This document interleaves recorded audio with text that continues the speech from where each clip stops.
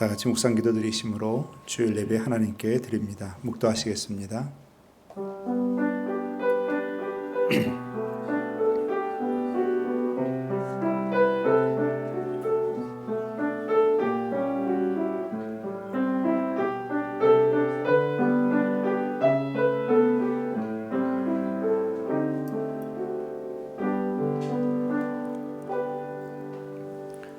할렐루야. 그의 성소에서 하나님을 찬양하며 그의 권능의 홍창에서 그를 찬양할지어다. 그의 능하신 행동을 찬양하며 그의 지극히 위대하심을 따라 찬양할지어다. 나팔소리로 찬양하며 비파와 수금으로 찬양할지어다. 속옷추며 춤추어 찬양하며 현악과 퉁소로 찬양할지어다. 큰 소리나는 제금으로 찬양하며 높은 소리나는 제금으로 찬양할지어다. 호흡이 있는 자마다 여호와를 찬양할지어다. 아멘.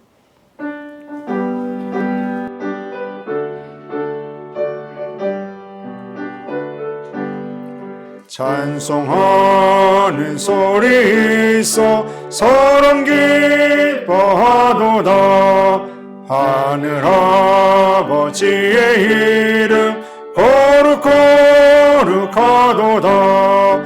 세상 사람 찬양하자.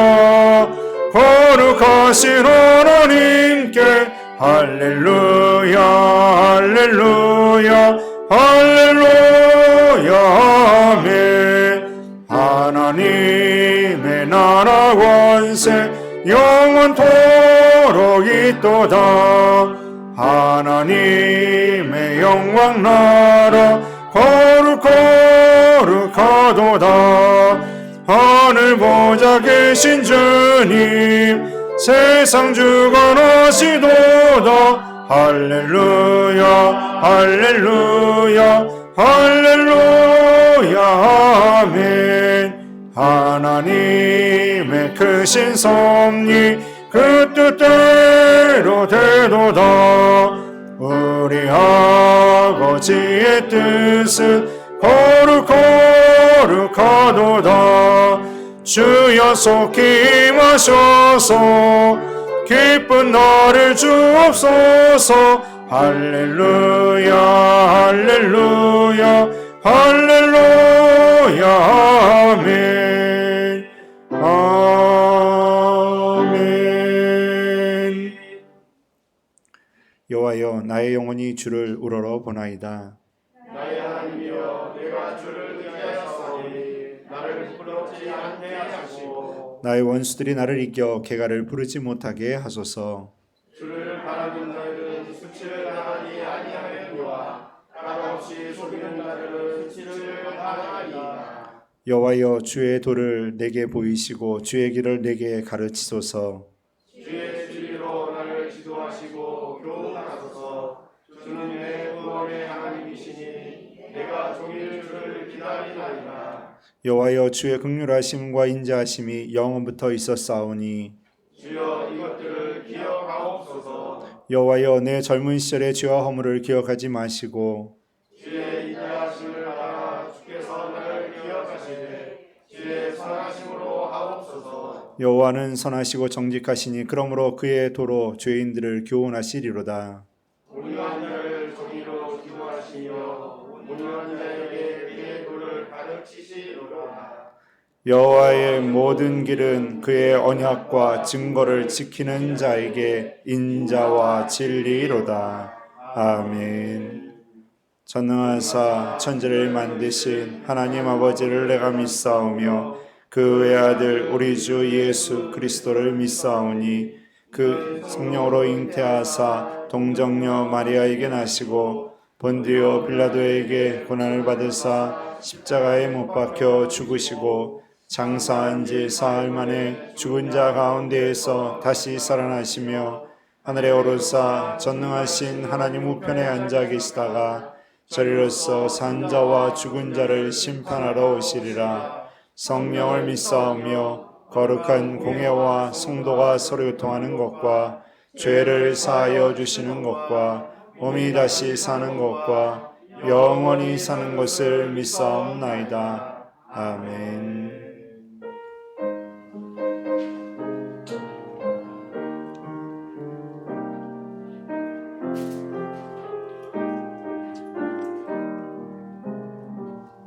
너 예수께 조용히 나가 내 모든 짐 내려놓고 주 십자가 사랑을 믿어 죄 사함을 너 받으라. 주 예수께 조용히 나가 내 마음을 쏟아놓으라. 늘은 미리 보시는 주님 그 은혜를 베푸시리. 주 예수의 은혜를 입어 내 슬픔이 없어지리. 내 이웃을 늘 사랑하여 너 받은 것 거저주라. 주 예수께 조용히 나가 내 마음을 쏟아놓으라. 늘은 미리 보시는 주님 그 은혜를 베푸시리.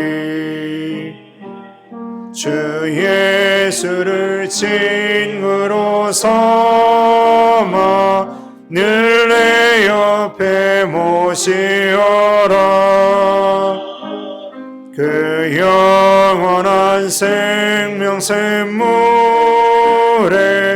내 마른 목 죽이어라. 주 예수께 조용히 나가 내 마음을 쏟아놓으라. 늘은 미리 보시는 주님 그 은혜를 베푸시리. 너 주님과 사귀어 살며 새 생명이 넘치리라. 주 예수를 찾는 이 앞에 참 밝은 빛 비추어라. 주 예수께 조용히 나가 내 마음을 쏟아놓으라. 늘은 미리 보시는 주님 그 은혜를 베푸시리.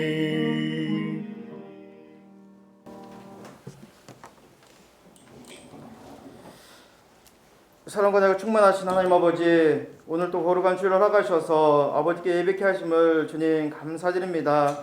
사순절 기간에 예수님의 십자가를 바라보며 기도하는 삶이 이어지게 하심을 주님 감사드립니다. 이 시간 마음을 합하여 감사로 드리는 예배가 될 수 있도록 주님 인도하여 주시옵소서. 먼저 우리들의 모든 죄 잘못을 용서하시고 알게 모르게 지은 죄까지 이 시간을 통하여 다 용서하여 주시옵기만을 주님 간절히 기도하옵나이다. 송원교회 사랑해 주시고 늘 동행하여 주심을 주님 감사드립니다. 정말 어려운 시기 하나님의 사역을 잘 감당하는 교회로 삼아주시고 정말 예수님의 마음 품고 예수님의 사역을 잘 실천하는 교회로 삼아주시옵기만을 주님 간절히 기도하옵나이다. 송원교회 모든 성도님들 기억하셔서 영육간에 강건함 주시고 기도하는 기도마다 다 응답하여 주시옵기만을 주님 간절히 기도하옵나이다. 모든 가정이 하나님 은혜로 평안할 수 있도록 하나님 도와주시고 주님 인도하여 주시옵소서. 교회 학교 청소년들과 어린이들을 사랑해 주시고 지켜주심을 감사드립니다. 하나님 예배하신 길로 인도하여 주시옵기만을 주여 간절히 기도하옵나이다. 힘들고 어려울 때 정말로 먼저 하나님을 찾을 수 있는 귀한 믿음을 허락하여 주시옵소서. 하나님 이 나라 대한민국을 온전하게 지켜주시옵기만을 기도하옵나이다. 코로나19로 인하여 어려움을 받고 있는 모든 이들에게 하나님 소망을 주시고 또한 백신과 치료제로 인하여서 이 전염병이 확산되지 않도록 하나님께서 도와주시옵기만을 주님 간절히 기도하옵나이다.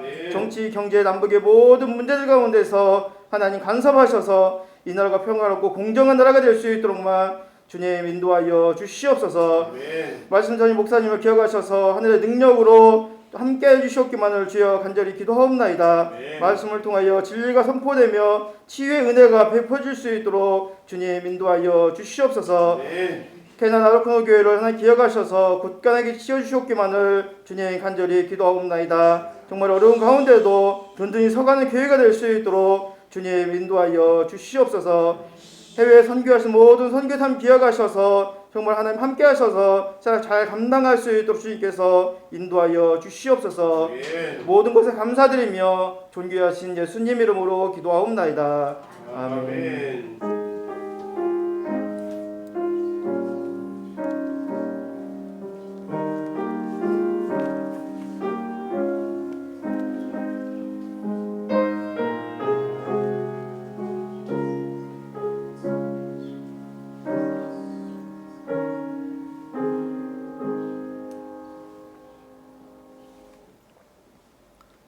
성경 말씀 보시겠습니다. 신약성경 고린도전서 1장 17절입니다.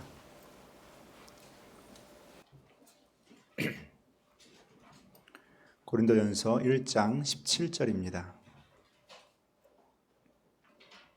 고린도전서 1장 17절 말씀, 신약성경 263쪽 고린도전서 1장 17절입니다. 읽어드립니다. 그리스도께서 나를 보내심은 세례를 베풀게 하려 하심이 아니요 오직 복음을 전하게 하려 하심이로되 말의 지혜로 하지 아니함은 그리스도의 십자가가 헛되지 않게 하려 함이라. 아멘. 네, 여러분 또 다시 만나 뵙게 돼서 반갑고 또 감사합니다. 우리 옆에 있는 분들 한번 인사할까요? 반갑습니다.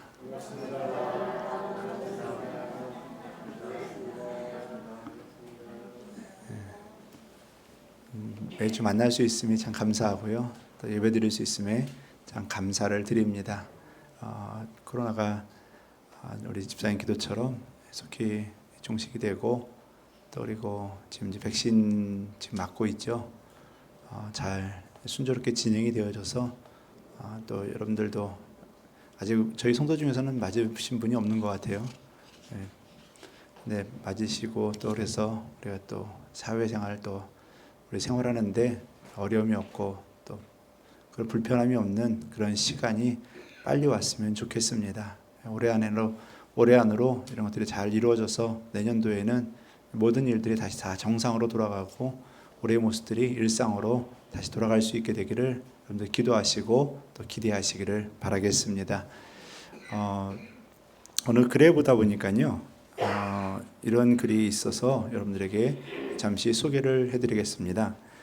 2000년대인 오늘 그리스도께서 한국에 오신다면 어떠실까라는 거죠. 한번 그분이 쓴 글을 소개해드리겠는데요. 물론 이제 개인적인 의견도 될 수 있겠지만 한 번쯤 생각해 볼 필요가 있다고 생각을 합니다. 일단 그분의 생각은 주님의 모습은 매우 놀라신다라는 겁니다. 1884년 의사인 알렌이 한국에 선교사로 들어온 이후 언더우드 등 선교사들이 들어오면서 복음이 이 땅에 들어온 지 100년이 넘었습니다. 지금 이 시점에 한국은 곳곳마다 교회가 서 있습니다.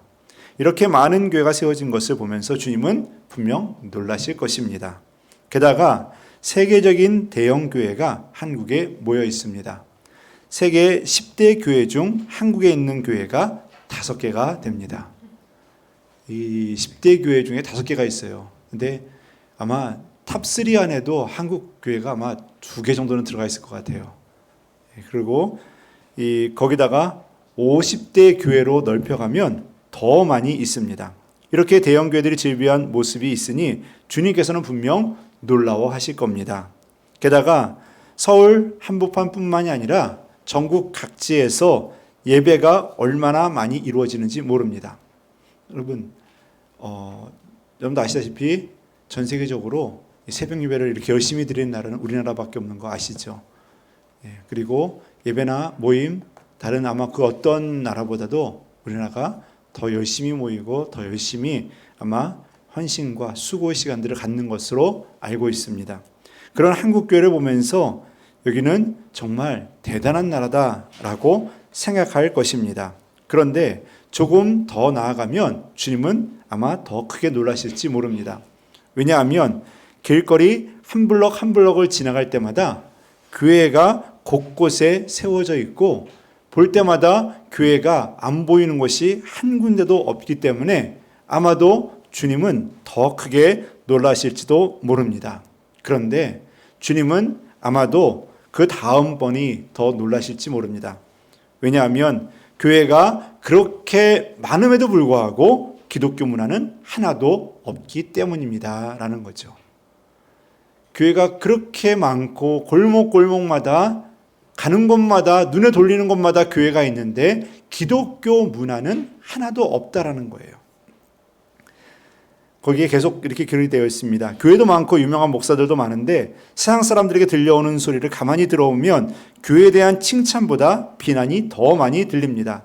이것도 주님이 놀라실 일이기도 합니다. 물론 주님도 당시 세상 사람들로부터 핍박을 받았기 때문에 비난받는 모습을 정상적으로 볼 수 있다라고 생각할지도 모릅니다. 하지만 주님은 당시 핍박을 받은 것이지 비난을 받은 것은 아니었습니다. 라고 이야기를 합니다. 오늘날 대부분의 기독교인들은 비난을 받고 있는 수준에 놓여져 있습니다. 라고 하면서 적어놓은 글을 보게 되었습니다. 여러분들은 어떻게 생각하십니까? 아마 이 글에 어느 정도 동조하고 또 그 글에 어느 정도 수긍이 가는 그런 부분들도 있을 겁니다. 이것이 틀리다고 말할 수 있는 분들은 아마 없을 것 같습니다. 오늘날 우리 한국의 기독교인들의 모습이 이렇다라는 것을 단면적으로 지적해주고 있는 모습이기도 합니다. 그렇다면 오늘 본문 말씀에서 성경에서 우리에게 무엇을 가르쳐주고 있고 우리에게 어떠한 것이 중요한지에 대해서 일러주고 있는 말씀을 우리는 한 번쯤 다시 한번 되짚어보고 점검해 볼 필요가 있습니다. 자, 오늘 본문을 보면요. 첫 딱 시작부터 우리에게는 조금 낯선 구절이 등장을 하기 시작을 합니다. 17절 말씀 상반절을 먼저 읽어드리면요. 그리스도께서 나를 보내심은 세례를 베풀게 하려 하심이 아니요 라고 되어져 있어요. 여러분, 세례는요. 우리가 교회 안에서 제일 중요한 지표 중에 하나로 꼽고 있습니다. 여러분, 세례 교인이냐 아니냐가 우리가 교인을 측정하는데 교인을 우리가 생각하는데 가장 기본적인 그러한 기준이 되고 있는 것이 바로 이 세례를 받느냐 안 받느냐예요. 직분을 줄 때도 어떻습니까? 세례를 받은 자가 직분을 받게 되어 있어요. 모든 조건을 보면요. 자격 조건 중에 가장 기본적인 기독교인들 사이에서는요. 기본이 세례 교인이에요. 어디를 가든지요. 제가 신학교를 갈 때도 마찬가지였고요. 물론 당연히 신학교 갈 때 당연히 신학교에서 세례 교인인 거 찾겠죠. 여러분 어디든지 교회에서 기준을 삼는다 하면은 세례 교인이에요. 우리가 공동회의를 한다 해도요. 세례 교인 이상은 다 참석을 할 수가 있어요. 학생이라 할지라도 세례 교인은 다 참석을 할 수가 있어요. 교회 회의에 같이 참석할 수 있고 투표할 수 있는 투표권이 다 하나씩 있어요. 우리가 3년 뒤에는 우리 한번 임직자를 다시 또 세우는 그런 시간들을 가지려고 하는데 그때 이제 공동회의를 하게 되거든요. 공동회의를 하게 되면요. 우리 학생들도 그때 다 한 표씩 가지고 있게 되는 거예요. 우리 입교받은 학생들은 다 한 표씩 가게 돼요. 다 한 표씩 쓸 수 있는 그 권한이 돼요. 그러다 보니까 여러분 이 세례교인이다라고 하는 거는요. 그 교회 또 때로는 그 신앙인의 성도의 어떤 기본적인 척도가 된다라고 말할 수가 있는 거예요. 그런데 오늘 본문에서 뭐라고 말합니까? 사도 바울이요. 나는 세례를 베풀려고 온 것이 아니다. 내가 세례를 베풀려 하는 게 아니다라고 이야기를 하고 있어요. 그럼 뭔가 좀 이상하잖아요. 세례를 주는 게 당연한 일인데 세례를 베풀려 하는 게 아니다라고 이야기를 하고 있어요. 세례를 주는 게 문제가 되느냐라는 거죠. 자, 그러면은 이거에 대한 답을 그 앞절에서 우리는 한 번쯤 찾아볼 수가 있습니다. 그 앞절 말씀을 보면요, 거기서 힌트를 얻을 수가 있는데요. 거기에 뭐라고 되어 있습니까? 앞절 말씀에 보면은 16절 말씀이 됩니다. 내가 또한 스데바나 집사람에게 세례를 베풀었고 그 외에는 다른 누구에게 세례를 베풀었는지 알지 못하노라 라고 이야기를 하고 있습니다. 자, 바울이요, 내가 스데바네하고 그 집안 사람들에게는 세례를 준 것 같은데 다른 사람들에게는 준 것 같지 않다라고 이야기를 꺼내고 있어요. 자, 그러면은 세례를 누가 받았느냐 안 받았느냐, 또 네가 세례를 누구한테 줬느냐 안 줬느냐, 이게 그 안에서 지금 이야기가 되고 있다라는 것을 한편으로는 우리가 짐작할 수가 있어요. 자, 그러면 이 교회의 문제가 뭐였냐라는 거죠. 우리가 이 고린도 교회 하면은 문제가 많은 교회로 나오고 있죠. 그 중에 가장 대표적인 문제가 뭐냐? 파당입니다. 게바파냐, 바울파냐, 아볼로파냐, 그리스도파냐, 이 파당이 나눠져 있어요. 그래서 뭐가 문제였냐면요, 누구한테 세례받았다라는 게 자랑이 되는 거예요. 누구한테 세례받았고 누구의 길을 따라가고 있다라는 게 그게 자기의 자존심이 되는 거예요. 쉽게 오늘날로 생각하면요, 간단해요. 여러분, 내가 우리나라의 제일 큰 교회는 여도순복음교회고, 또 그래도 장로교회에서 좀 큰 교회는 명성교회랑 사랑의 교회 있잖아요. 내가 사랑의 교회에서 세례받았어. 내가 명성교회에서 세례받았어. 이거예요, 한마디로. 이거 자랑하고 있는 거예요. 내가 어느 목사님한테 세례를 받았고 내가 어느 목사님 주례로 결혼했어요. 이거예요, 한마디로. 내가 어느 교회에서 결혼식을 했고 내가 어느 목사님 밑에서 내가 훈련받았어. 이걸 자랑하는 거예요. 그게 교회 안에 문제가 되고 있는 거예요, 지금. 누구는 베드로냐, 누구는 바울이냐, 누구는 아볼로냐. 그러니까 그 세례 가지고 지금 싸우고 있는 거예요, 한마디로. 내가 바울한테, 내가 베드로한테 세례 받았다. 이거 가지고 지금 서로 자랑하는. 그러니까 사도 바울이 뭐라고 합니까? 난 세례 주러 온 게 아니라는 거예요. 세례 주러 온 게 아니라는 거예요. 그럼 이게 무슨 말입니까? 지금 고린도 교회 교인들이 본질을 지금 놓치고 있다라는 거예요. 본질을 놓치고 있고 비본질적인 것을 가지고서 지금 서로 싸우고 있다라는 거예요. 여러분, 베드로 훌륭한 사도예요. 베드로가 못났다라는 게 아니에요. 바울 훌륭한 사도예요. 못났다라는 게 아니에요. 그런데 여러분, 그 누가 더 훌륭한지 여러분 따질 수 있겠습니까? 오늘 한번 투표 한번 해볼까요? 여기서 한번 손 들어볼까요? 자, 베드로 한번 손 들어보시죠. 바울 한번 손 들어보시죠. 투표해가지고 더 많은 쪽이 더 능력 있는 걸로 우리 결정 내릴까요? 여러분, 그거 의미가 없다라는 거예요. 여러분, 하나님 앞에서 바울이냐 베드로냐 이게 중요합니까? 하나님 앞에서 아볼로가 중요하겠습니까? 여러분, 그게 중요하지 않다라는 거예요. 정말 본질적인 게 뭐냐? 그 뒤에 나오고 있습니다. 여러분, 17절 말씀, 그 중간에 오직 복음을 전하게 하려 하심이라. 여러분, 복음을 전하기 위해서 내가 부름받았다는 거예요. 세례 주는 거, 지금 세례 주는 게 지금 중요한 게 아니라 뭐가 더 중요한 겁니까? 복음을 위해서, 구원을 위해서 전파하는 게 더 중요한 일이라는 거예요. 이 부분에 대해서요, 고데시라는 신학자가 참 이 흥미로운 이야기를 해놨는데요. 복음을 전하는 것은 그물을 던지는 것이다. 복음을 전하는 것은 사도적인 사역이다. 세례를 베푸는 것은 그물에 걸린 고기들을 한데 모아서 그릇에 담는 것이다 라고 이야기하고 있는 거예요. 그러니까 더 중요한 게 뭐가 되겠습니까, 여러분? 복음을 증거하는 게 더 중요한 일이에요. 본질적인 일이라는 거예요. 그것을 모아놓은 걸 갖다가 그릇에 담는 거, 이거는요, 그냥 거기 그물 안에 있으나 그릇에 담아놓느냐 똑같은 거예요. 그건 다 내 거예요. 그 안에 들어온 거는 다 똑같다라는 거예요. 더 중요한 게 뭡니까? 그물을 던져가지고 잡아들이는 게 중요하죠. 그물을 던지는 게 중요하죠. 그러니까 더 중요한 게 뭐냐? 복음을 전파하는 게 더 중요한 일이다. 그리고 내가 그것을 위해서 사역을 하고 있는 것이지 세례를 누구한테 주느냐 안 주느냐 이게 중요한 문제가 아니다라는 거예요. 그런데 오늘날 우리는 이러한 문제들을 가지고서 신앙생활을 하고 있다는 거예요. 우리는 이런 것을 가지고서 교회를 다니고 있다는 거예요. 교회를 다니면서 어떠냐? 예전에 한번 말씀을 드린 적이 있는데요. 미국의 동양선교교회라고 강주민 목사님 예전에 사역하실 때, 강주민 목사님이라고 굉장히 책도 많이 쓰시고요, 유명하신 분이세요. 근데 그 교회 다니시는 집사님이라고 오셨는데 그분의 자부심이 뭐냐? 나 그 교회 다닌다는 거예요. 나 그 교회 다닌다는 거예요. 나 그 교회 다니는데 담배 피우고 있고 술 먹고 있어요. 나 그 교회 집사인데 하는데, 여러분, 나 어느 교회 다니는 게 중요한 게 아니에요. 나 어느 교회 어느 목사님 밑에서 교육받은 게 중요한 게 아니에요.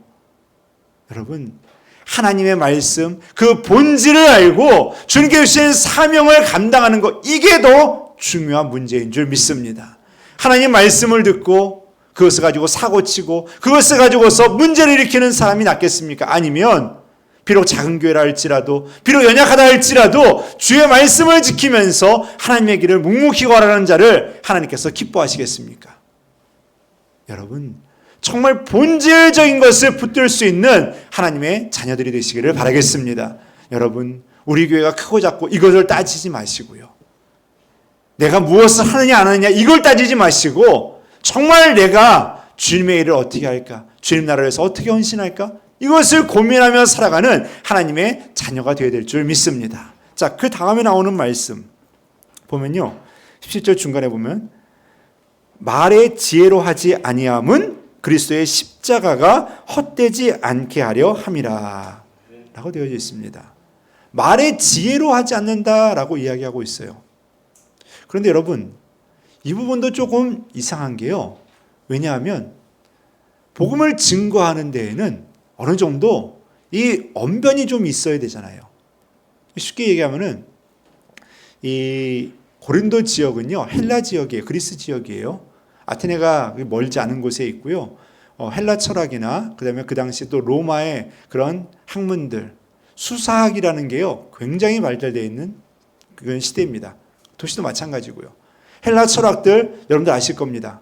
언변이 얼마나 뛰어난지 몰라요. 그들의 말의 능력은 대단합니다. 그런데 이 고린도 교회 교인들이 아마도 사도 바울의 그 설교나 가르침을 보면서 무엇을 느꼈느냐? 뭔가 부족함을 느끼는 거예요. 수사학적으로나 저의 말의 언변이 조금 우리가 흔히 듣는 그런 철학적인 것들과 그런 여러 수학적인 기교들에게서 좀 떨어진다는 거죠. 어떻게 보면은 말재주가 조금 떨어진다는 거예요. 웅변 실력이 좀 떨어진다는 거예요. 전하는 능력이 좀 떨어진다는 거예요. 자, 그러더니 그 뒤에 뭐라고 이야기합니까? 사도 바울은 말의 지혜로 하지 아니하고 그리스도의 그게 아니함은 그리스도의 십자가가 헛되지 않게 하려고 한다라는 거예요. 그 말의 능력, 그 재주로 인하여서 십자가의 본질이 흐트러지게 되지 않을까, 그것을 염려한다라는 거예요. 그러니까 어떻습니까? 말을 잘하고 언변을 잘해요. 그러면 누구를 바라보게 됩니까? 그 사람을 바라보게 된다는 거예요. 그 사람을 바라보게 되는 거예요.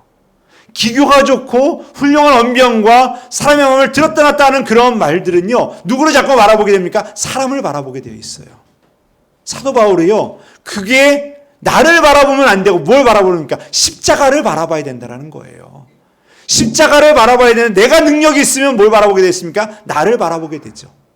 내 재주와 능력이 있으면 누굴 바라봅니까? 나를 바라보게 돼요. 자꾸 십자가를 보는 게 아니라요.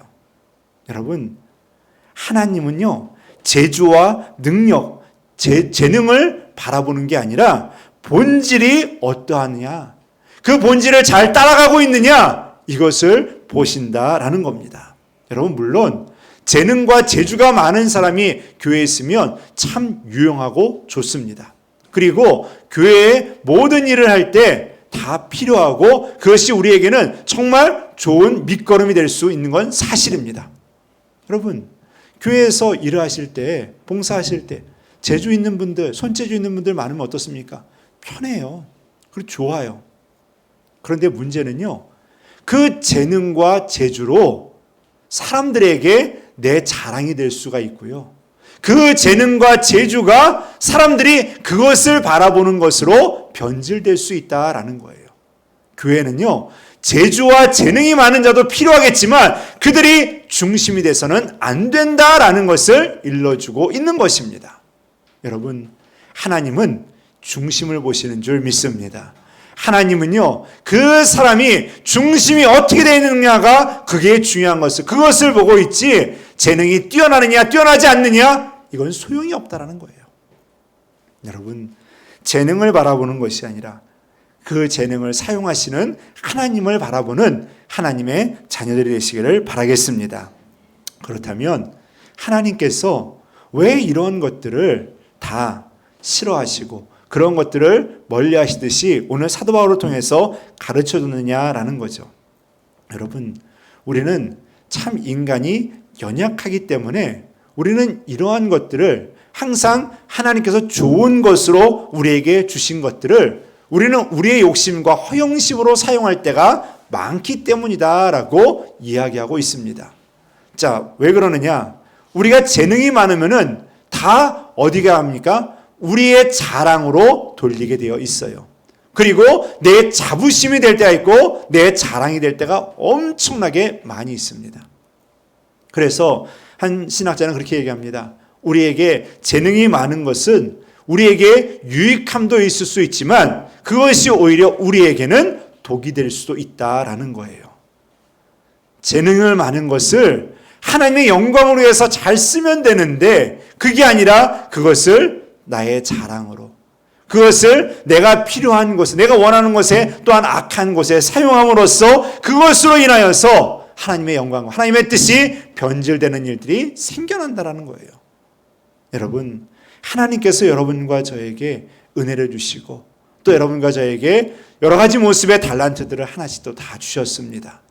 그 주신 달란트, 그 달란트에 맞게 1달란트든 2달란트든 5달란트든 주의 영광을 위해서 잘 사용할 수 있는 하나님의 자녀들이 되어야 될 줄 믿습니다. 그래서 오늘 본문 말씀에서 우리에게 주는 것을 다시 한번 생각해 보게 됩니다. 자, 그러면 하나님께서 오늘 이 가르침을 통해서 우리에게 무엇을 주고자 하느냐라는 거죠. 여러분, 먼저 우리가 돌아보게 되는 것은요, 하나님께서 우리에게 요구하는 것은 하나님 나라의 도구가 되기를 원하시고 있습니다. 그 주석책에 한 가지 이게 글이 있는데 참 눈에 들어왔던 거는요, 바울은 연설 애호가가 아니라 뛰어난 건축가다라는 글을 보게 되었습니다. 연설 애호가, 그러니까 말을 잘하는 그런 언변이 뛰어난 그 연설을 즐겨하는 사람이 아니라 건축가라는 거예요. 그럼 건축가가 뭐냐라는 것을 생각해 보게 되죠. 여러분, 저는 이 글을 보면서 그 느낌이 먼저 들었습니다. 건축가는요, 무엇에 따라서 건물을 지어야 됩니까? 설계 도면에 따라서 건물을 지어야 돼요. 설계 도면은 누가 그립니까? 주인이 그리게 되어 있잖아요. 하나님이 그리게 되어 있다라는 거예요. 하나님이 설계 도면을 그려가요. 그러면 그 속에서 건물을 지어가는 게 누굽니까? 여러분과 저, 우리가 지어가야 될 줄 믿습니다. 그 설계 도면에 맞게요. 내 마음대로 짓는 게 아니라 설계 도면에 맞게요. 그래서 바울은 뭐냐? 건축가다라는 거예요. 그걸 지어가는 사람이에요. 바울은 내가 그것을 그려가는 사람이 아니라 그것을 만들어가는 사람이다. 그럼 누굽니까? 하나님의 도구로 쓰임받는 사람이다 라고 말해주고 있는 거다라는 거예요. 여러분, 여러분과 저는 내 능력의 자랑이 아니라 하나님께서 주신 능력임을 기억하고 하나님의 도구로 쓰임받기 위해 기도하는 자가 되어야 될 줄 믿습니다. 진정한 도구는 주인이 쓰기에 합당하고 주인의 쓰기에 편하게 준비되어져 있어야 된다라는 거예요. 여러분들도 도구를 써봐서 아시잖아요. 여러분, 칼을 또 집에서 많이 사용하시죠? 가끔 이제 요리하시는 분들 보면요, 칼들도 여러 개가 있더라고요. 막 종류별로. 그래서 이게 큰 것도 있고 작은 것도 있고 그런데 그에 맞게 이제 그분들은 잘 사용을 하죠. 가끔 이렇게 그 요리하는 프로그램들을 볼 때마다 저는 저거 하나 있었으면 하는 그런, 그게 뭐냐면은 이 중식도 이만한 거 있잖아요. 다른 게 아니라 가장 재밌어 보이는 게 뭐냐? 마늘을 이렇게 쾅 때릴 때가 제일 재밌어 보이더라고요. 그래서 나도 한번 때려보고 싶다라는 생각이 드는데 이 칼이 그럼 어떻습니까? 여러 가지가 있어요. 그런데 내 손에 맞는 게 있잖아요. 내 손에 맞는 거. 뭐든지 내 손에 맞는 게 있어요. 크든지 작는지가 아니라 내 손에 맞는 게 있어요. 편하게 쓸 수 있는 게 있어요. 여러분, 주인이 쓰기에 편안한 도구가 되어야 된다는 거예요. 주님이 쓰시기에 꼭 맞는 도구가 되어야 된다는 거예요. 그러면 여러분과 저는 누구의 손에 맞아야 됩니까? 하나님 손에 맞아야 된다는 거예요. 하나님 쓰시기에 하나님이 필요할 때 내가 여기 있습니다라고 말할 수 있고요. 하나님이 필요할 때 주님 내가 여기 있사오니 나를 사용하여 주옵소서라고 말할 수 있는 준비된 자가 우리에게 필요한 줄 믿습니다. 여러분이 하나님의 도구로 쓰임받아야 될 줄 믿습니다. 하나님의 손길로 쓰임받는 자가 되어야 될 줄 믿습니다. 여러분, 그러기 위해서 주의 성령과 주의 은혜로서 여러분들의 마음이 단련되어지고 준비되어지는 하나님의 자녀들이 되어야 될 줄 믿습니다. 그렇다면 오늘 사도 바울은 뭐라고 이야기합니까? 나는 복음을 전하기 위해서 세움받았다라고 하잖아요. 복음을 위해서, 복음 전파를 위해서. 그럼 여러분, 이 복음 전파는 아까 어제 앞서 말씀드렸듯이 그물을 던지는 일이에요. 그거는 우리 모두가 다 해야 될 일인 줄 믿습니다. 그 모든 일에 우리가 동참하려면은 그 복음에 대한 마음가짐이 우리에게 오늘 다시금 세워져야 될 줄 믿습니다. 복음에 대해서 여러분 자신감을 가지시기를 바라겠습니다. 확신이 있어야 돼요. 여러분, 내가 확신이 없으면 전할 수가 없어요. 내가 확신이 없으면요 말할 수가 없어요. 그런데 여러분 한번 생각을 해보세요. 복음을 전하는데 재주와 능력이 필요하느냐? 언변이 필요하느냐? 여러분, 그게 아니라는 거예요. 사도 바울이 말하는 거는요 그게 아니라는 거예요.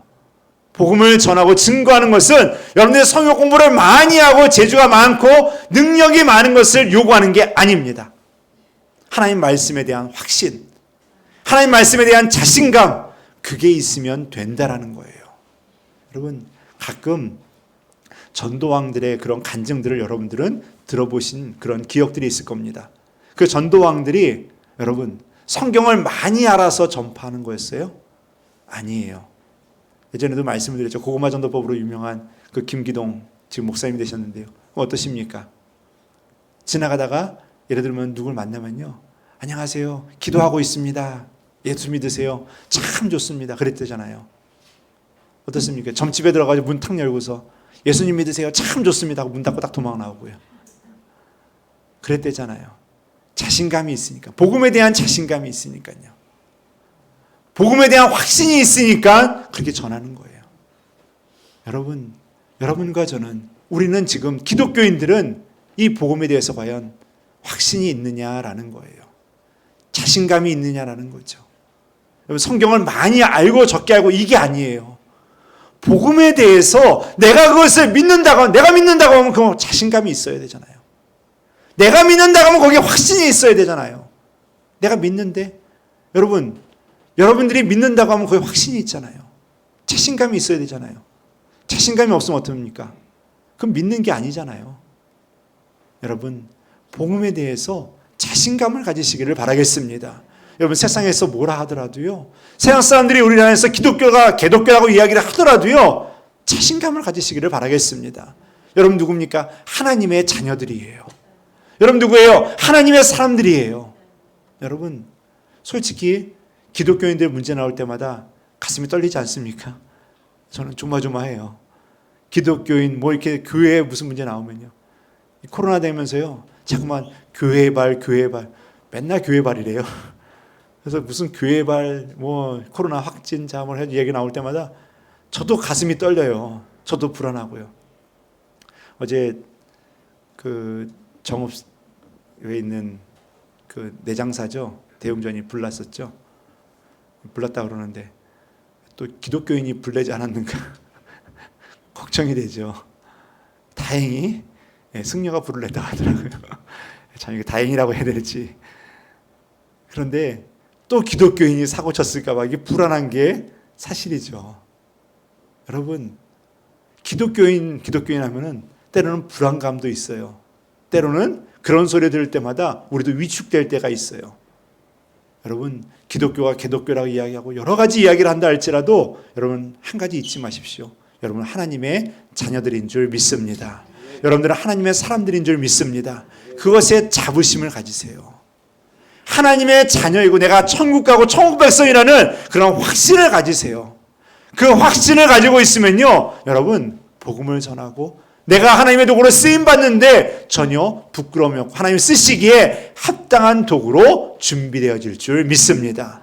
확신이 서는, 하나님 앞에 그 확신을 가지고 서는 하나님의 자녀들이 되시기를 간절히 바라겠습니다. 자, 두 번째로요, 복음 전파에는요 진실함이 있어야 된다라고 이야기를 하고 있어요. 진실함이 있어야 된다. 여러분, 기독교인들이 제일 많이 듣는 것 중에 하나가 이중적이라는 이야기 참 많이 듣죠. 이중적이라는 건 그냥 우리가 때로는 이렇게 뭐 장난치면서 이렇게 하는 그런 걸 이중적이라고 이야기하는 거 아니에요. 예를 들면 뭐 저기 좋다 그러다가 또 에이 하고 뭐 이렇게 장난치는 이런 정도의 그런 거 이중적이라는 게 아니에요. 이중적인 마음이 뭡니까? 이중적인 게 뭐예요? 이건 굉장히 부정적인 거거든요. 이중적인 거는요. 여기 모습과 저기 모습이 완전히 다른 거를 의미하는 거예요. 그래서 이 사람의 본래 보여지는 모습과 실제의 모습이 다르다는 것을 의미하는 거예요. 우리가 이게 뭐 장난치고 놀면서 뭐 이렇게 하는 그런 의미가 아니라요. 완전히 이 사람은 우리의 보여지는 모습과 실제 모습이 다르다라는 거예요. 저 사람 이중적이다. 그 보여지는 모습이 굉장히 좋은데 저 사람 이중적이다라고 이야기하는 건 뭡니까? 뒤에는 악하다라는 거예요. 이게 이중적인 건 부정적인 의미예요. 흔히 가끔 이게 모르고서 사용하는 사람들도 있긴 한데요. 굉장히 부정적인 용어입니다. 이거는 이중적이다라는 거는요. 이 이중적인은 굉장히 잘못된 건데요. 기독교인들이 이렇다는 이야기 굉장히 많이 들어요. 어떤 겁니까? 교회에선 거룩한 척하지만 사회에서는 안 그렇다 그러잖아요. 교회에서는 하나님의 사랑이 충만한 것처럼 하지만 사회에서는 아니라고 이야기하잖아요. 하나님 말씀대로 살아갈 것처럼 아멘 아멘 하고 있지만 주님 은혜라고 늘 모여서 예배드리고 있지만 세상에서는 안 그렇다라는 거잖아요. 여기 뭡니까? 진실함이 없다라는 거예요. 기독교인들이 진실함이 없다라는 거예요. 오늘 본문 말씀을 생각하면서요, 왜 부르셨을까라는 걸 생각하면서요, 오늘 본문에 나오는 내용들을 가지고서 한번 생각을 해봤어요. 복음 전파를 위해서 우리를 부르셨어요. 그리고 두 번째로 구원을 위해서, 여러분과 저를 구원하기 위해서, 그리고 이 땅을 사랑하시기 때문에, 그리고 이 땅에 복을 주시려고, 그리고 또한 이 땅에 여러분과 저를 통하여서 하나님 나라를 이루어가기 위해서 우리를 부르셨다라는 거예요. 여러분, 이런 걸 생각하면서 우리에게는 참 우리는 하나님의 은혜와 사랑을 참 많이 받는 자들이다라는 생각이 들게 돼요. 그런데 그 은혜 안에서 우리는 진실함으로 살아가는 것이 아니라 우리의 욕심과 우리의 생각과 우리의 자랑으로 그 모든 것들을 변질시켜 가고 있다라는 거예요. 결국 뭡니까? 하나님의 복음을 변질시키는 게 누구였습니까? 바로 우리들이라는 거예요. 하나님의 변질을 색깔을 다른 것으로 입혀버리는 게 누구냐? 바로 우리라는 거예요. 여러분, 하나님 앞에 진실하시고 세상 앞에 진실한 하나님의 자녀들이 되시기를 바라겠습니다. 이를 위해서 우리에게 요구되어지는 게 있죠. 여러분, 믿는 자에게 요구되어지는 게 뭡니까? 십자가의 길을 걸어가라라는 거예요. 우리 믿는 자가 진실되게 사는 거는요, 바로 십자가의 길을 걸어가는 데 있는 줄 믿습니다. 십자가의 길을 걸어가야 돼요.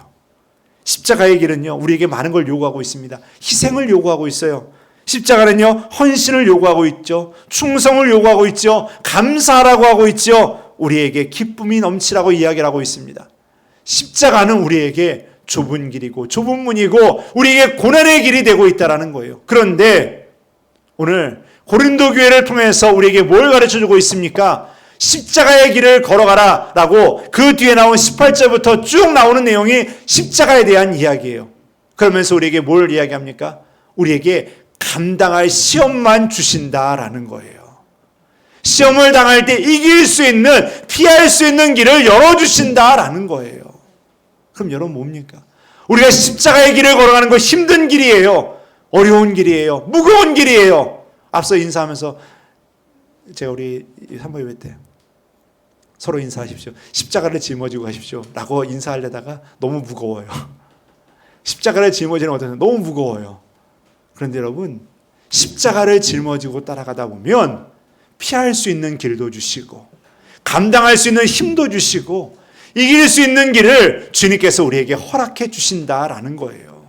그래서 18절에 나오는 말씀, 너무나도 주옥 같은 유명한 말씀이죠. 18절 말씀, 십자가의 도가 멸망하는 자들에게는 미련한 것이요 구원을 받는 우리에게는 하나님의 능력이라. 십자가의 능력을 힘입으면 그 사역을 감당할 수 있다라는 거예요. 주님의 일을 진실되이 이뤄갈 수 있다라는 거예요. 주님의 길 가는 거, 그 진실되이 그 길 따라가는 거, 신실하게 그 길 따라가는 길, 힘들고 어렵지만 주님께서 우리에게 감당할 수 있도록 힘도 주시고 능력도 주셔서 주님의 길을 끝까지 걸어갈 수 있도록 여러분과 저를 인도해 주신다라고 약속해 주고 있는 것입니다. 여러분, 오늘 여러분과 제가 걸어가고 있는 길이 어디 있는지, 오늘 기독교인들이 지금 걸어가고 있는 그 길이 어디인지를 다시 한번 돌아보기를 원합니다. 진실한 십자가의 길을 걸어가고 있는지, 아니면 그 속에서 왜곡된 내 모습으로 하나님의 일을 한다고 하나님의 사람이라고 치장하고 있지는 않은지. 여러분, 재능과 재주가 중요한 것이 아니라 하나님 앞에 진실되이 쓰임받는 자가 필요한 줄 믿습니다. 여러분, 마지막 때 주님께서는 진실한 자를 찾고 있습니다. 하나님께서 진정 주님의 뜻을 올바로 따라가는 하나님의 사람들을 지금 찾고 있습니다. 여러분, 그 가운데 여러분과 제가 쓰임받을 수 있게 되기를 간절히 바라겠습니다. 여러분, 말씀을 마치겠습니다. 여러분, 우리는 신앙생활하면서 비본질적인 것에 너무 관심을 많이 갖고 있습니다. 본질적인 것에 올바로 세워지지 않고 비본질적인 것을 가지고 우리는 소모적인 싸움을 하고 있을 때가 너무 많아요. 신앙생활은 본질을 붙들어야 될 줄 믿습니다. 그 본질을 붙들 때 우리가 주님 앞에 왜 부르심을 받았는지, 주님이 왜 나를 불렀는지를 깨달을 수 있는 줄 믿습니다. 그것을 깨달으면 여러분, 주님의 일을 감당할 수 있는 힘도 생기고, 십자가의 길이 비록 무겁고 힘들지만 그 속에서 이겨갈 수 있는, 감당할 수 있는 귀한 은혜가 그 가운데 있는 줄 믿습니다. 여러분, 복음은 재주나 재능을 터득하는 것이 아니라 주님을 드러내는 것이고 주님의 사랑과 은혜를 세상 앞에 보여주는 것인 줄 믿습니다. 그리고 우리가 어렵고 힘든 지적인 능력을 소유해서 우리의 자랑으로 삼는 것이 아니라 하나님의 사랑을 통하여서 은혜를 세상 가운데 전파하는 데 있는 줄 믿습니다. 여러분, 하나님의 도구가 되고 있습니까? 하나님이 쓰시기에 정말 준비되어져 있는 진실된 도구로 지금 준비되어지고 있습니까? 여러분, 하나님의 도구가 되게 해달라고, 하나님께서 쓰시기에 합당한 도구가 되게 해달라고 오늘도 기도하고 하나님께 나아가는 하나님의 자녀들 되시기를 주님의 이름으로 축원드립니다. 우리 같이 찬양 드리시겠는데요, 주님 다시 오실 때까지 우리 같이 찬양하겠습니다.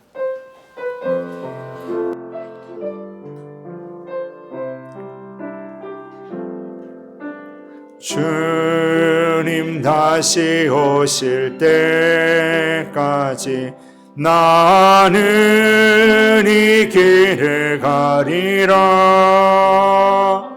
좁은 문, 좁은 길, 나의 십자가 지고 나의 가는 이 길 끝에서 나는 주님을 보리라. 영광의 내 주님, 나를 맞아주시리. 주님 다시 오실 때까지 나는 일어나 달려가리라. 주의 영광 온 땅 덮을 때 나는 일어나 노래하리. 내 사모하는 주님 온 세상 구주시라. 내 사모하는 주님 영광의 왕이시. 내 사모하는 주님 온 세상 구주시라. 내 사모하는 주님 온 세상 구주시라. 내 사모하는 주님 영광의 왕이시라. 여러분, 우린 교회 다닌다고 하면서도요 자꾸 비본질적인 것에 관심이 가요. 사람의 재능과 재주에 자꾸 관심이 가요. 눈에 보이는 것에 자꾸 관심이 가요. 사도 바울이 이야기하는 거예요. 나는 그걸로 하지 않는다고. 내가 그걸로 하면 사람들은 그것만 바라본다고. 내가 말재주가 좋으면 뭘 바라봅니까? 날 바라보는 거예요. 십자가 바라봐야 되는데 저 사람 참 말 잘하네, 저 사람 참 재주 좋네, 그거 바라봐요. 자꾸 십자가 바라보는 게 아니라요. 여러분, 우리는 본질적인 것을 바라보는 자가 되야 될 줄 믿습니다. 여러분, 십자가를 바라보십시오. 십자가의 길을 따라가십시오. 사도 바울이 계속해서 강조해, 이제 십자가의 길을 걸어가라고, 십자가의 길을 걸어가라고. 다른 거 바라보지 말라고. 다른 거 바라보고 싸우지 말고 십자가 바라보면서 나아가라고. 그 우리 믿는 자가 가야 될 길이라고. 그래야지 주님께서 쓰시는 도구가 될 수 있다라고 오늘 우리에게 말하고 있습니다. 여러분, 돌아보시기 바랍니다. 내가 진짜 십자가를 바라보고 있는 자인지, 아니면은 재능과 재주, 눈에 보이는 것에 자꾸만 우리 마음과 우리 생각이 현혹되고 있지는 않은지. 여러분, 이 시간 주님 앞에 주님 십자가만 바라보고 달려가게 하여 주옵소서. 사순절이에요. 여러분, 주님의 십자가만 바라보고 달려가게 하여 주옵소서. 주님 다시 오실 때까지 내가 주님의 길 걸어가기 원합니다. 주님 다시 오실 때까지 하나님 손에 쓰임받는 하나님의 도구 되기 원합니다. 여러분, 이 시간 우리는 기도해야 될 줄 믿습니다. 여러분, 마지막까지 하나님의 도구로 쓰임받으시기 바랍니다. 마지막까지 하나님의 사람으로 쓰임받게 되기를 바랍니다. 여러분, 세상이 뭐라고 그래도요, 세상이 개독교라고 이야기를 해도요, 나는 하나님의 자녀라고 믿으시길 바랍니다. 하나님의 자녀인 거 자랑스럽게 생각하세요. 하나님 우리를 얼마나 사랑해 주시냐 아십니까? 자기 자신의 아들 예수 그리스도를 우리 가운데 보내줄 정도로, 그 정도로 사랑해 주세요. 여러분과 저를 너무나 사랑하고 있습니다. 지금도 사랑하고 있어요. 그렇기 때문에 여러분, 오늘도 주님의 길 걸어가겠더라고. 그 길 걸어가다 힘이 드십니까? 주님께서 피할 길을 주십니다. 그 길 가다 힘이 드십니까? 그건 감당할 수 있는 시험입니다. 이길 수 있도록 하나님께서 만들어 주세요. 하나님께서 우리를 다 붙들어 주세요. 이만큼 다 해주겠다고 말씀해 주고 있는 거예요. 그러니 우리에게 말하는 겁니다. 그 길만 따라오라고, 따라오라고. 여러분, 오늘 주님 앞에 기도하실 때 주님, 십자가의 길 걸어가게 하여 주옵소서.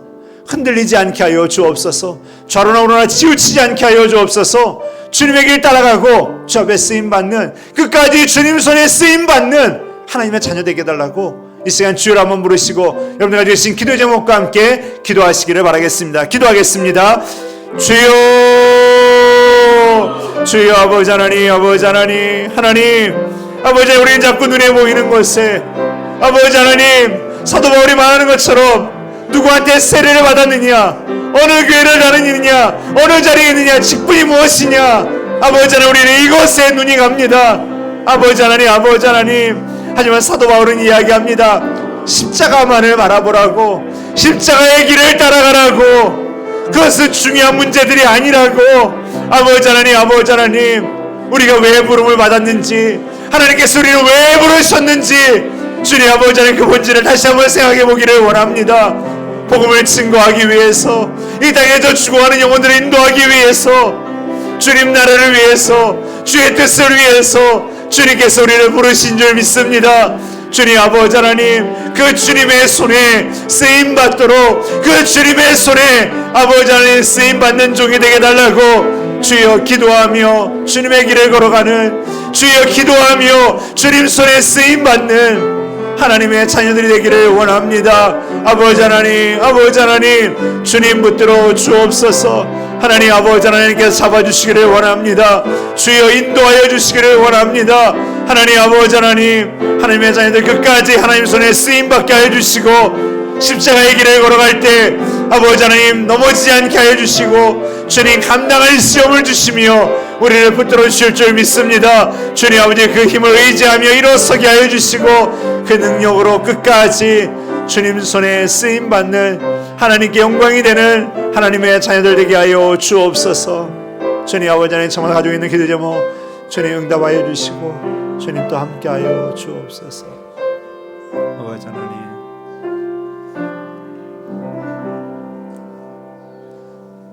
사랑의 우리 주 하나님, 주님 우리는 자꾸 비본질적인 것에 우리 마음과 우리의 생각이 움직일 때가 많이 있습니다. 주님, 교회가 해야 될 일은 영혼 구원인 줄 믿습니다. 우리가 해야 될 사명은 복음 전파인 줄 믿습니다. 하나님, 그 중요한 것을 우리가 늘 놓치면서 우리는 저마다 가지고 있는 자기의 생각과 재능과 재주 가지고서 때로는 스스로를 자랑하고 스스로를 높일 때도 있으며, 그것에 우리는 바라보면서 십자가를 잊어버릴 때가 많이 있습니다. 주님, 본질을 다시 한번 회복해 하여 주옵소서. 그 본질을 회복하여서 주의 영광을 위해서 쓰임받고 주님 오실 때까지 십자가의 길만 걸어가는 하나님의 자녀 되게 하여 주옵소서. 하나님, 그 길에서 피할 길도 주시고 감당할 수 있도록 우리에게 능력도 주실 줄 믿습니다. 하나님, 그 은혜를 생각하며 끝까지 주님께 쓰임받는 하나님의 도구가 되게 하여 주옵소서. 주님께서 날마다 저희들을 붙들어 주시고 이끌어 주실 줄 믿사오며 예수님의 이름으로 기도드리옵나이다. 아멘.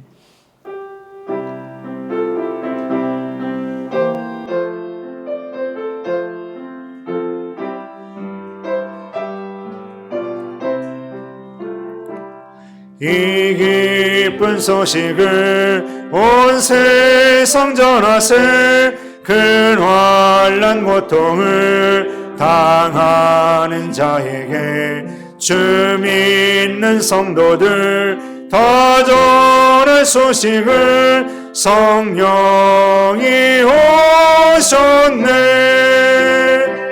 성령이 오셨네. 성령이 오셨네.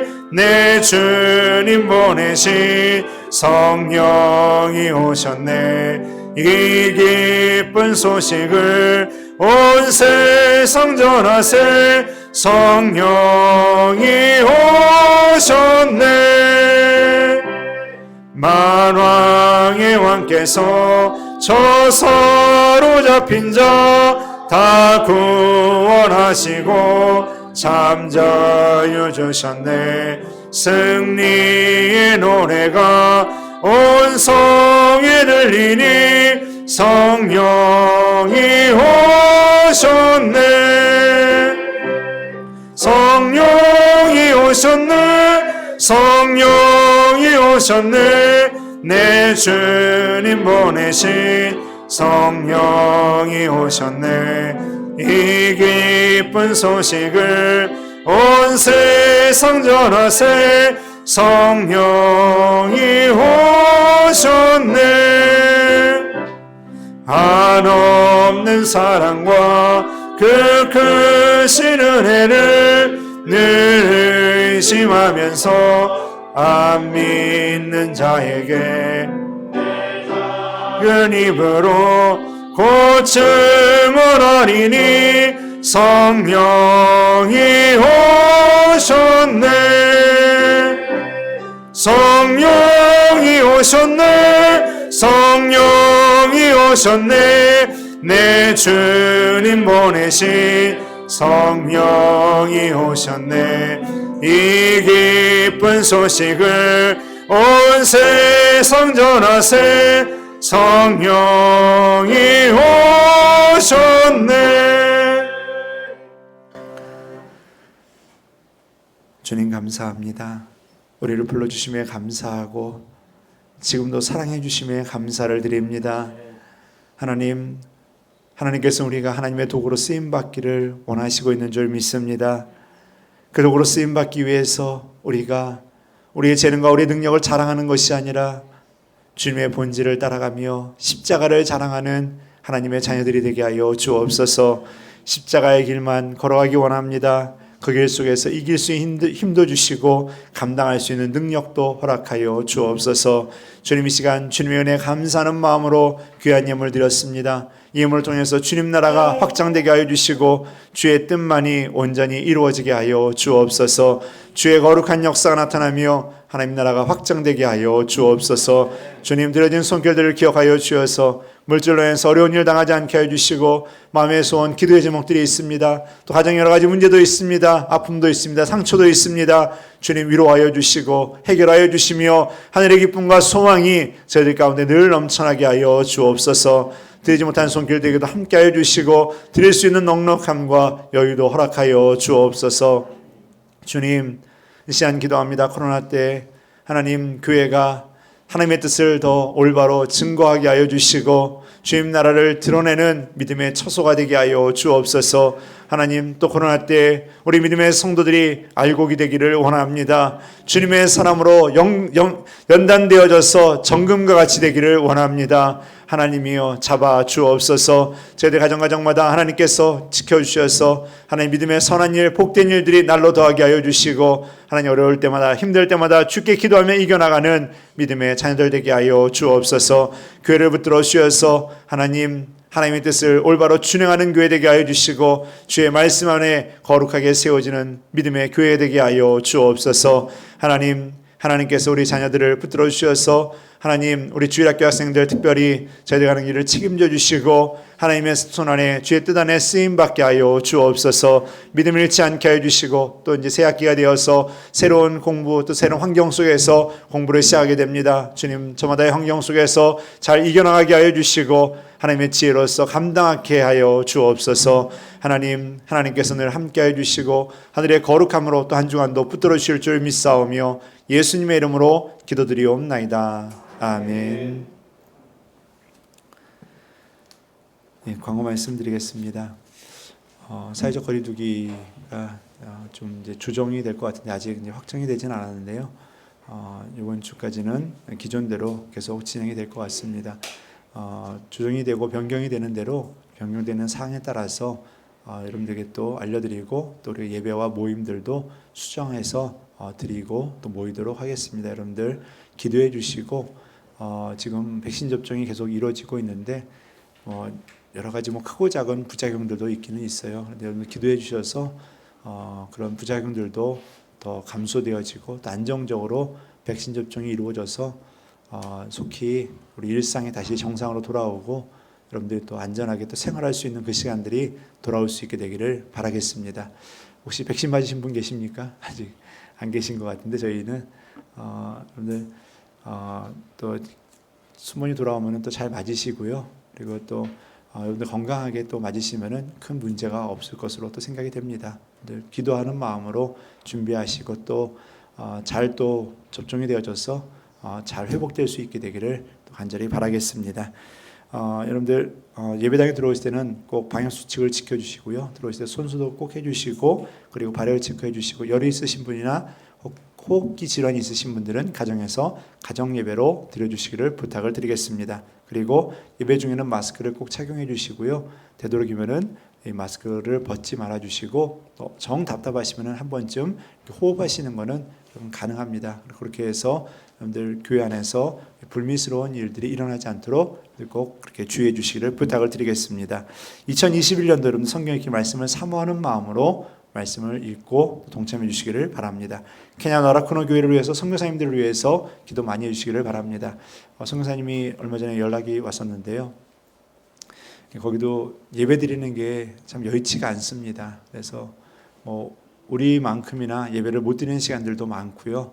그리고 또 예배를 드려도 우리보다도 더 거리를 두고 있는 것 같아요. 그래서 더 두고서 예배를 드리도록 그렇게 지금 하고 있고요. 그래서 참 여러 가지 면으로 힘들고 사역하고 또 여러 가지 이제 진행하는데 어려움이 있습니다. 신학교도 제대로 계약도 못 하고 있는 상황이고, 또 계약을 해도 또 이제 기숙사나 이런 것도 운영도 여러 가지 또 에러점도 있고요. 그래서 여러분들 기도 많이 해주셔서 또 선교지에 또 하나님의 귀한 은혜 열매들이 맺혀지고 또 사역을 또 잘 감당할 수 있게 되라고 꼭 기도해 주시기를 부탁을 드리겠습니다. 3월 28일 3월 마지막 주인데요, 종료주일입니다. 예수님께서 예루살렘 성에 입성하신 그날을 기념하는 날입니다. 여러분들 그날을 기억하면서 준비하시고, 또 그리고 3월 29일부터 4월 3일 토요일까지 고난주간 또 특별 기도회를 가질 예정입니다. 어느 모습으로 될지 그것은 또 우리가 이 방역 수칙이 정부 지침이 내려오는 그에 따라서 수정을 해서 또 시행을 하도록 하겠습니다. 그래서 기도해 주시고, 또 그 방역 수칙 그런 거리두기가 조정이 되는 대로 우리 방법을 여러분들에게 또 말씀을 드리도록 하겠습니다. 우리가 기존에는 계속 특별 새벽 기도회를 가졌었고요. 그다음에 올 초에는 우리가 비대면으로 예배를 드려서 그래서 저녁에 온라인 기도회를 우리가 가졌었는데요. 이번에는 여튼 그 거리두기 방침이 결정되는 대로 우리가 결정을 해서 그때 고난주간 특별 기도회로 할 예정이니까 여러분들 기도해 주시고 함께 동참해 주시기를 부탁을 드리겠습니다. 항상 주님의 안에서 믿음으로 승리하시고 한 주간도 십자가의 길을 걸어가는 하나님의 자녀들 되시기를 간절히 바라겠습니다. 우리 옆에 있는 분들과 인사할까요? 믿음으로 헌신합시다.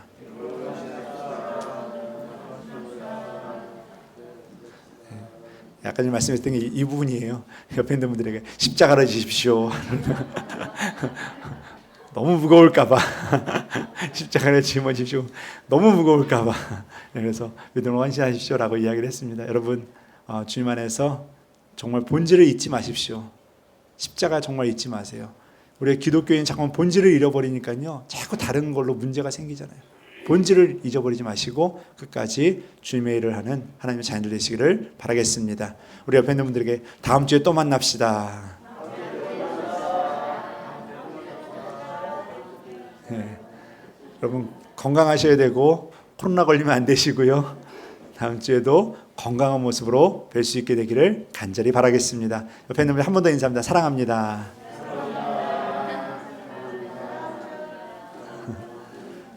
여러분 모두 사랑합니다. 우리 다 같이 일어나서 찬송 222장 4절 드리시고 축도로 예배 마칩니다.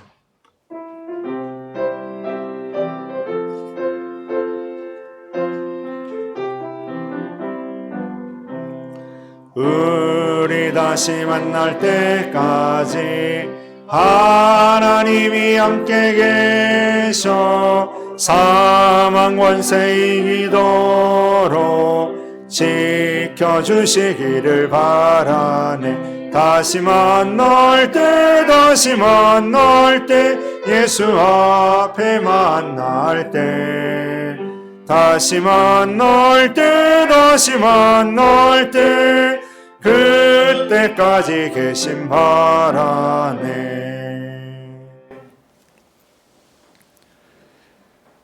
지금은 우리 구주 예수 그리스도의 은혜와 아버지 하나님의 크고 놀라우신 사랑과 성령 하나님의 내주하시고 교통하신 은혜가 이 시간 십자가를 짊어지고 주님의 길을 걸어가겠노라고 그 속에서 나에게 공급해 주시는 하나님의 능력을 힘입어서 감당하며 이겨나가겠노라고 기도하고 다짐하고 결단하고 돌아가는 하나님의 자녀들 머리 위에 저희들의 가정과 직장과 사업장과 자녀들의 가는 장래의 길 위에 하나님께서 세우시기 이끌어 하시는 성원교회와 이 땅에 세우신 주님의 교회들 위해 이 땅 대한민국과 케냐와 나라쿠노와 선교사님들 위해 지금부터 영원토록 함께 하시옵기를 간절히 축원하옵나이다.